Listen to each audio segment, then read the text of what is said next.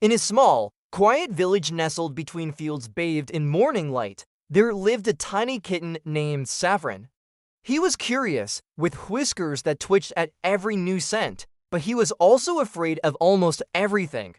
While his brothers and sisters chased butterflies with wild abandon, Saffron preferred the company of shadows, watching the world from a safe and silent distance. To him, the birdsong at dawn wasn't a cheerful melody.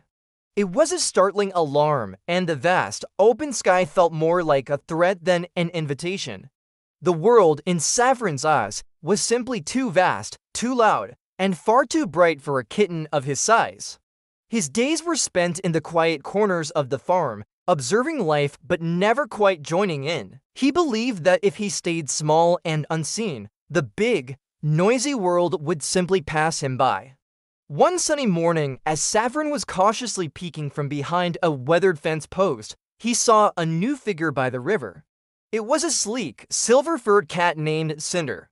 She moved with a quiet confidence that Saffron had never seen before. Her eyes, the color of moss, seemed to hold stories of distant hills and moonlit adventures. Cinder noticed the small kitten hiding in the shadows. Instead of pouncing or making a loud noise, she simply sat and began to groom her fur, her presence calm and reassuring.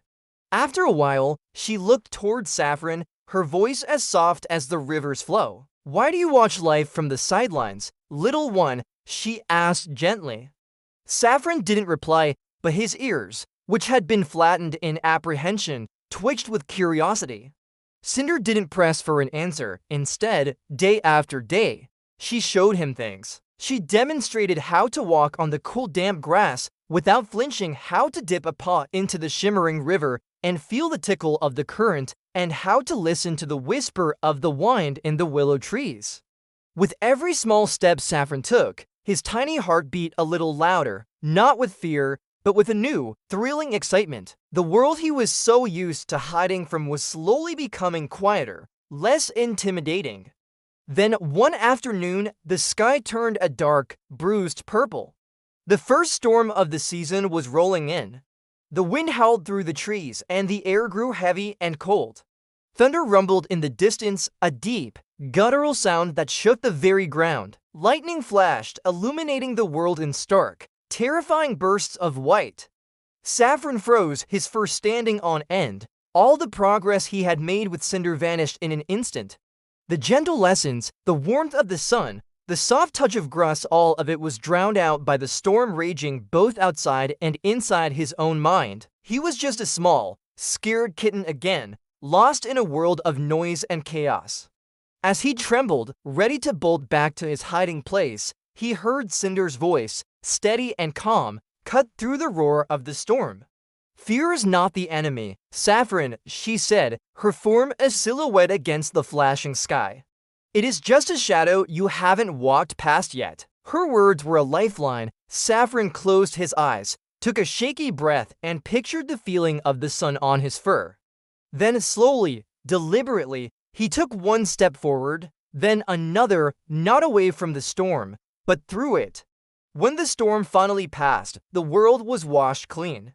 The air smelled of rain and fresh earth, and a brilliant rainbow arched across the sky. Saffron stood in the middle of a puddle, his paws wet but his spirit soaring. He felt different. He wasn't taller, he wasn't bigger, but he felt a strength inside him he'd never known. He hadn't run from the storm, he had faced it. And in doing so, he had discovered that the world wasn't something to be feared, but something to be known, to be explored. A butterfly with wings like stained glass fluttered past him, and this time, Saffron didn't hesitate.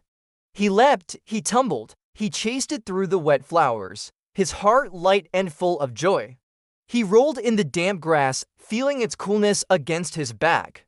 Looking toward the horizon where the sun was beginning to set, a new thought sparked within him. "Maybe tomorrow," he whispered to himself, his voice filled with a quiet confidence, "I'll chase the horizon." Saffron returned to the village, but he was not the same kitten who had left.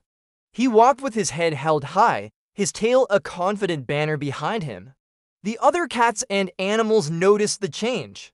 He was no longer the timid creature who hid from his own shadow. He was a story in for pause, a living example that courage wasn't about being fearless, but about being afraid and taking the first step anyway. He showed the other young ones how to play by the river, how to listen to the wind, and how to find beauty even after a storm. As he settled down to rest that evening, watching the last rays of sunlight paint the clouds, he purred, a deep, contented rumble. From that day on, every sunrise didn't whisper warnings of a loud, scary day ahead.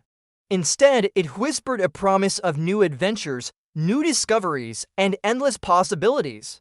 Because he had learned that even the tiniest of hearts can hold the biggest of dreams. Thank you for watching. If you enjoyed Saffron's story, don't forget to subscribe for more tales of courage and wonder.